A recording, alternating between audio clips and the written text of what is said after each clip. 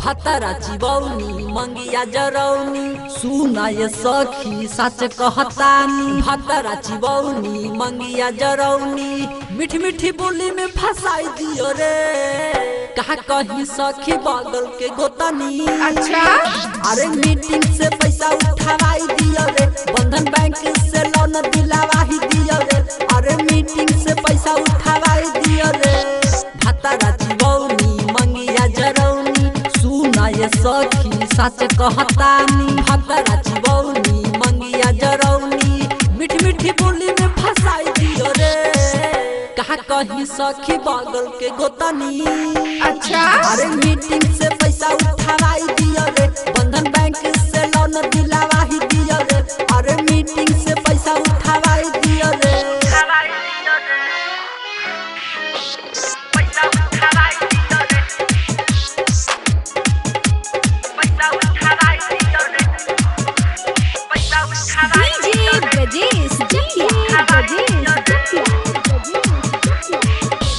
रहे सोमवार रहे बुधवार 7 दिन पर आ जाला मीटिंग।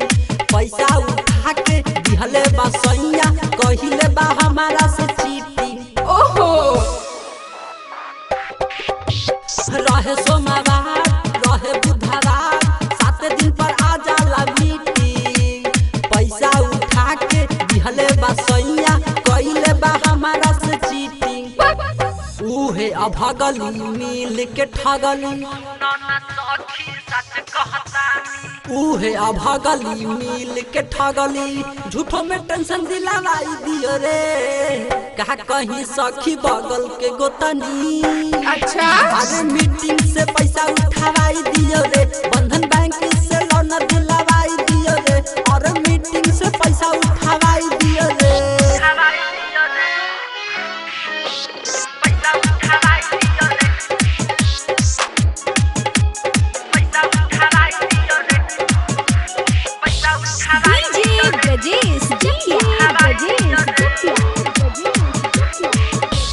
भीमी अकेला और बड़ी खेला कहेला हमरा कमीली।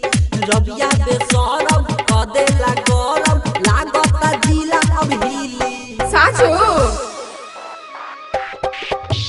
भीमे अकेला और बड़ी खेला कहेला हमरा कमीली। रबिया बेसरम कदेला गरम लागता जिला अब हिली। अच्छा रंजित पांडे की सनयायुष सुना ये सखी सच कहतानी। रंजित पांडे की सनयायुष मीटिंग में हलफा मचाई दियो रे। का कहीं सखी बगल के गोतनी। अरे मीटिंग से पैसा उठावाई